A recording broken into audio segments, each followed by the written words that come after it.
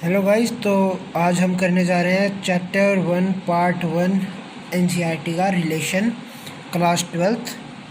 तो हमेशा की तरह इस वीडियो को भी बहुत छोटे में निपटाने की कोशिश करेंगे, लेकिन सारी चीज़ें क्लियर हो जाएंगी आपको रिलेशन के बारे में जितनी है, क्योंकि ऑनलाइन पे ज़्यादा देर तक हमसे देखा नहीं जाता, इसलिए वीडियो छोटी बनाई जा रही है ताकि आप अच्छे से पढ़ सकें। तो चलिए शुरू करते हैं। रिलेशन से पहले हम बात कर लेते हैं कार्टेशियन प्रोडक्ट की। मान लीजिए हमारे पास दो सेट दिए हुए हैं। सेट ए 1 2 3 एलिमेंट है उसके अंदर, सेट बी उसके अंदर हमारे एलिमेंट है A B C. Cartesian product करेंगे तो हर एक का एक के साथ 1a 2a 3a 1b 2b 3b and 1c 2c 3c like this. तो जो हमारा रिलेशन होता है वो कार्टेशियन प्रोडक्ट का एक सबसेट होता है। तो जैसा कि आप देख सकते हो कि मान लीजिए ये दो सेट हैं, मान लीजिए 7 2 3 4 5 6। तो और हमें रिलेशन दिया है कि ए जो है वो फैक्टर है बी का, ए फैक्टर है बी का। तो देखिए 2 7 तो किसी का फैक्टर नहीं है, 2 4 का है, 2 6 का भी है, 3 4 का नहीं है, 3 5 का भी नहीं है, 3 6 का है। तो यहाँ पे रिलेशन में हमारे पास ये एलिमेंट आ जाएंगे 2 4 2 6 3 6। अगर यहाँ पे हम बात करें कार्टेशियन प्रोडक्ट की तो उसमें 7 × 4 भी होता, 2 5 भी होता, 3 6 भी होता, लेकिन यहाँ पे सिर्फ ये 3 एलिमेंट्स आए हैं हमारे रिलेशन में, यानी कि कार्टेशियन प्रोडक्ट से हमारा रिलेशन छोटा होता है, सबसेट होता है। इसके अंदर हम एक और टॉपिक को कवर कर लेते हैं, वो होता है डोमेन, रेंज, कोडोमेन। डोमेन हमारे पास हमारी इनपुट वैल्यूज़ होती हैं जिन्हें हम इनपुट कर सकते हैं। 7 को हम इनपुट कर सकते थे लेकिन कोई आउटपुट नहीं आ रहा था, तो वो एलिमेंट रिलेशन में नहीं आएगा। यहाँ पे हमारे पास जो पहला सेट होता है कार्टेशियन प्रोडक्ट में वो डोमेन कहलाता है, और जो दूसरा सेट होता है वो कोडोमेन कहलाता है।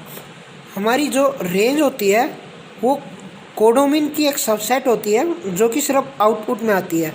जैसे कि 4 6 आउटपुट है, इसमें 5 इंक्लूडेड नहीं है, 5 कोडोमेन में था लेकिन रेंज में नहीं है। तो शायद आप इसका मतलब समझ गए होंगे। I hope I am clear with my words. Let's go on the next topic. दोस्तों हम आ गए हैं टाइप्स ऑफ रिलेशन पे। टाइप्स ऑफ रिलेशन में पहला रिलेशन होता है वॉइड रिलेशन। वॉइड रिलेशन को नल से भी रिप्रेजेंट किया जाता है, 5 से भी और नल सेट से भी। ए मान लीजिए कि हमारे पास एक सेट है ए जिसमें कि स्टूडेंट्स ऑफ बॉयज़ स्कूल का है सेट ए।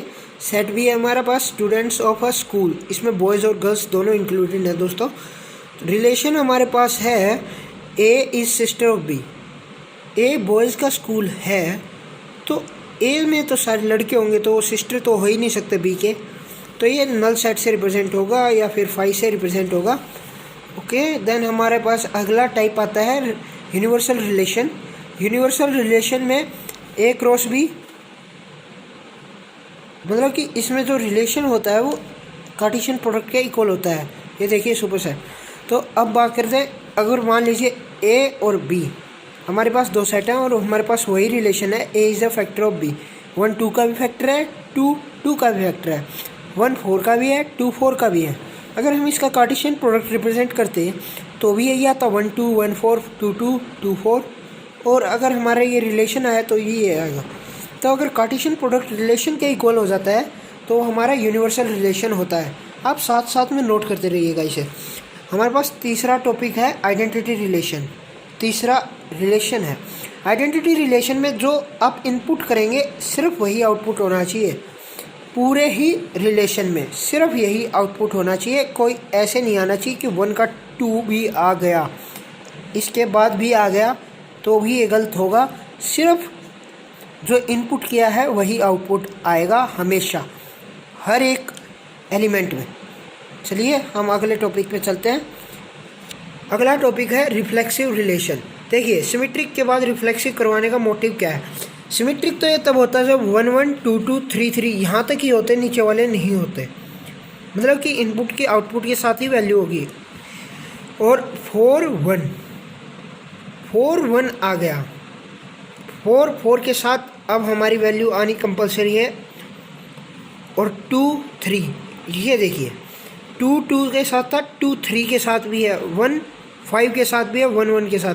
मतलब एक बार जो हमारे डोमेन में जैसे यहाँ पे 4 1 के साथ है, एक बार इसकी वैल्यू अपने साथ भी होनी चाहिए, यानी जो इनपुट करे वो आउटपुट भी आना चाहिए। जैसे कि 1 1 2 2 3 3 4 4। देखिए डोमेन में हमने और कुछ नहीं रखा है, डोमेन में सिर्फ यही नंबर रखे थे और इनकी एक बार खुद के साथ इमेज है, बाकी बाद में चाहे किसी के साथ हो कोई फ़र्क नहीं पड़ता।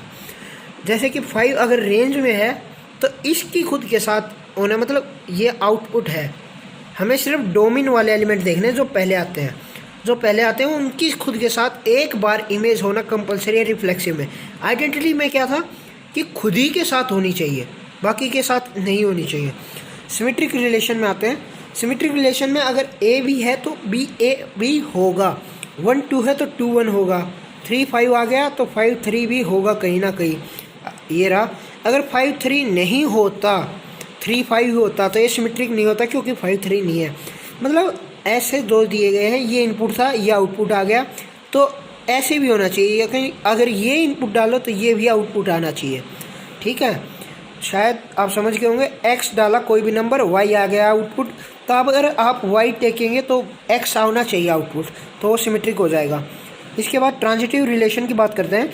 ट्रांजिटिव रिलेशन हमारा होता है ए बी बी सी ए सी। इसका मतलब है अगर आपने ए आउटपुट डाला और उसका इनपुट डाला और उसका आउटपुट बी आ गया, और उसके बाद आपने एक एलिमेंट में बी इनपुट डाला और सी आउटपुट आ गया, तो उसमें जो हमारा पहले वाला इनपुट था उसका आउटपुट दूसरे वाले के आउटपुट के इक्वल होना चाहिए, यानी कि ए सी।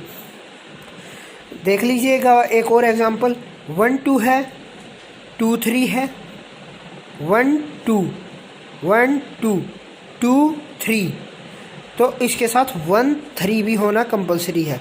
1 3 है, जी हाँ, तो ट्रांजिटिव रिलेशन है। इसके बाद हमारा होता है एक इक्विवेलेंस रिलेशन।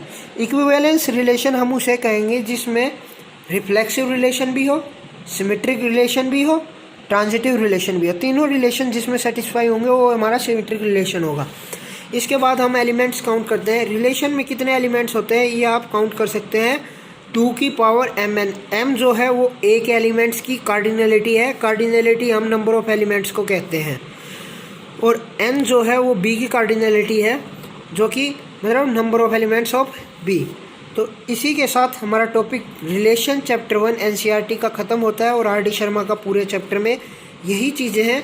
इसके बाद आप एक्सरसाइज प्रैक्टिस कीजिएगा। I hope this is clear to you all chapter. This is all from my side. Thank you. Please like, share, subscribe the channel and comment if you like the video.